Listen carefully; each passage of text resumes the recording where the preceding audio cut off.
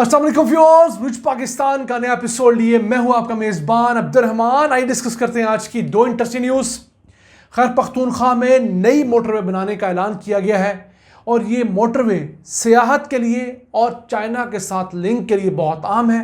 ये मोटरवे मानसेरा से कागान, नारान, झलकंड और जल्लास तक जाएगी। 4 लेन की मोटरवे होगी। मज़ीद क्या तफसीलात हैं, कितने घंटे का सफ़र सिमट कर कितने घंटों में रह जाएगा, ये आपसे डिस्कस करेंगे। जबकि आज की दूसरी खबर, पाकिस्तान में रजिस्टर्ड कंपनियों की तादाद पहली दफ़ा 2.5 लाख से ज़्यादा हो गई है। SCCP जो कि पाकिस्तान के अंदर कंपनी रजिस्टर करने वाला अदारा है, security and exchange commission of Pakistan, वहाँ पर हर महीने तकरीबन 3000 नई कंपनियाँ या पुरानी मौजूद कंपनियां जो पहले रजिस्टर्ड नहीं थी अब खुद को रजिस्टर करवा रही है। इस खबर को प्रोग्राम के दूसरे हिस्से में डिस्कस करेंगे, लेकिन पहले चलते हैं आज की सबसे अहम खबर की तरफ। वफाकी हुकूमत ने खैबर पख्तूनख्वा में मानसेरा से कागान, नारान, झलकंड और चल्लास तक मोटरवे बनाने का ऐलान किया है।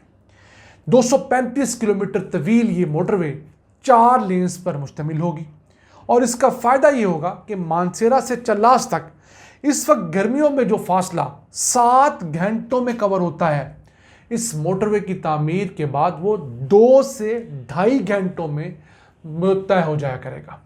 इस कदर इससे शॉर्टेस्ट रूट पॉसिबल होगा क्या? इस मोटरवे की तामीर के अंदर मुख्तलिफ टनल्स बननी है। जो बहुत ज़्यादा कर्व वाली रोड्स हैं उन्हें ठीक करना है, उसकी जगह नई मोटरवे बननी है। ऑब्वियसली जो कर्व्स हैं वो ख़त्म कर दी जाएंगी। फिर 4 लेन्स होंगी, 2 जाने के लिए और 2 आने के लिए।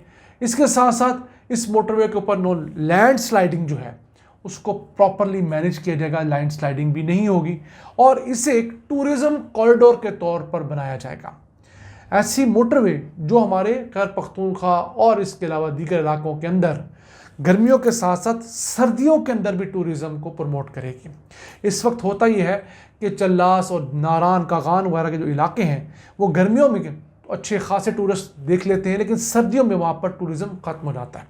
तो दुनिया भर में गर्मियों की तरह सर्दियों का टूरिज़्म भी है, विंटर टूरिज़्म, जिसके अंदर आप स्नो फॉलिंग करते हैं, स्कीइंग करते हैं, इस तरह के दीगर मशागल आप वहाँ जाके कर सकते हैं।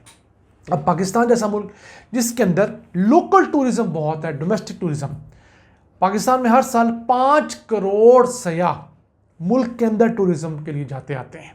हम पाकिस्तानी 5 करोड़ की तादाद में हर साल सैर व सियाहत के लिए घरों से निकलते हैं। ये बैरून मुल्क से आने वाले जो टूरिस्ट हैं उसके अलावा है और ज़्यादा टूरिज़्म जो है मई, जून, जुलाई, अगस्त और सितंबर के महीने तक होती है। तो इस मोटरवे के बाद हमें उम्मीद है उसमें इजाफा होगा। इस वक्त मुल्क भर के अंदर जो लोग टूरिज़्म के साथ अटैच्ड हैं, वो खा होटल इंडस्ट्री में काम कर रहे हों, ट्रांसपोर्ट इंडस्ट्री में काम कर रहे हों या इसके अलावा गाइड्स वगैरह हों, ठेलों वाले हों, छोटी छोटी दुकानों वाले रास्ते में जो होते हैं, वो उनकी तादाद 42 लाख है और औसतन एक साल के अंदर कुछ 16 अरब डॉलर्स टूरिस्ट जो हैं पाकिस्तानी वो खर्च करते हैं टूरिज़्म और उसके अलाइड नेसेसिटीज़ के ऊपर। एक्सपेक्टेशन ये है कि अगले तकरीबन 7-8 सालों के अंदर 2033 तक ये रकम 16 बिलियन डॉलर से बढ़कर 30 बिलियन डॉलर हो जाएगी और मुल्क में जो जॉब्स क्रिएट करने का पोटेंशियल है टूरिज़्म सेक्टर का, वो फिलहाल जो 42 लाख है वो बढ़कर 1 करोड़ हो जाएगा। यानी कि 1 करोड़ लोग डायरेक्टली या इनडायरेक्टली टूरिज़्म इंडस्ट्री से अटैच होंगे। पूरा साल जो है यहाँ पर टूरिस्ट आया करेंगे, पाकिस्तानी भी, फ़ॉरेन भी। फिर बहुत सारे टूरिस्ट इस्लामाबाद आ सकेंगे जो इंटरनेशनल टूरिस्ट हैं।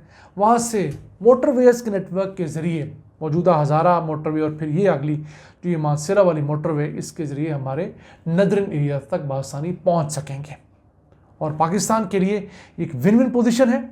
अच्छा, अब इस मोटरवे के लिए पैसे कहाँ से आएंगे?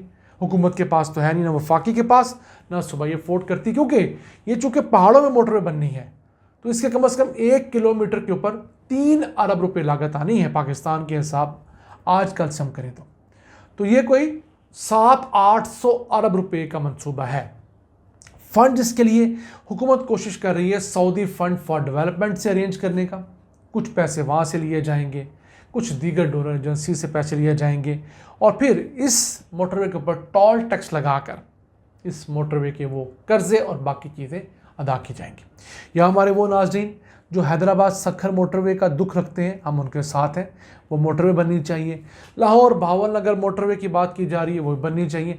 तमाम अहम मोटरवेज, अहम हाईवेज, अहम शाहराएँ, अहम यूनिवर्सिटियाँ, अस्पताल बनने चाहिए। लेकिन हुकूमत के पास पैसे इतने हैं और काम इतने हैं। अब देखते हैं हुकूमत कैसे प्रायोरिटाइज करती है। आइए चलते हैं आज की दूसरी अहम खबर की तरफ। पाकिस्तान में रजिस्टर्ड कंपनियों की तादाद 2,52,321 हो गई है।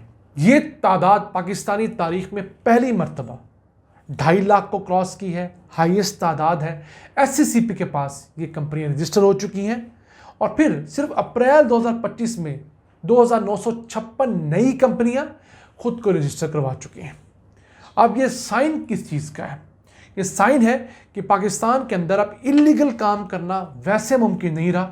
तो नई कंपनियां भी आते साथ ही खुद को रजिस्टर करवाती हैं और पुरानी कंपनियां भी जो हैं, पहले जो रजिस्टर नहीं थी, मार्केट में कई सालों से काम कर रही थी, अब इसी में आफियत जान रही है कि वो खुद को रजिस्टर कराएं, लीगल हो, टैक्स नेट में है। और फिर हुकूमत ने बहुत आसान कर दिया कंपनी रजिस्टर करवाना। जितनी कंपनियां रजिस्टर हुई हैं उनमें से 99.9% कंपनियां ऑनलाइन रजिस्टर हो रही हैं। पहले ये होता था कि आपको डॉक्यूमेंटेशन लेकर SCCP के दफ्तर में मारें खानी पड़ती थी, और इन द सेंस कि दर दर की ठोकरें आपको मिलती थी।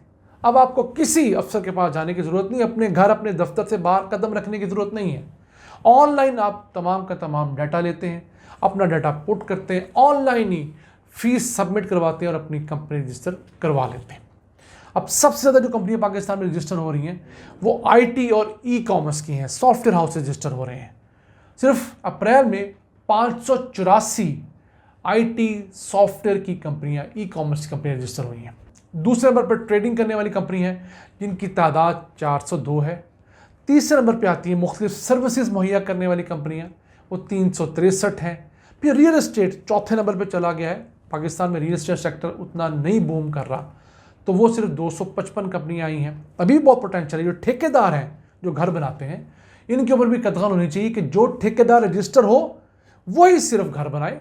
ये लाखों करोड़ों रुपया महीना कमाते हैं इनकी अक्सरियत, लेकिन टैक्स सिफर देते हैं। और जिस तरह के घर बनाते हैं इनमें से अक्सरियत ठेकेदार तो घरों का बेड़ा ज़्यादा करते हैं, घर बनाते कम हैं, झूठ बोलते हैं, मिसकमिटमेंट करते हैं, तो वो भी है। उसके बाद टूरिज्म सेक्टर है। टूरिज्म सेक्टर के अंदर को 172 नई कंपनियां रजिस्टर हुई हैं।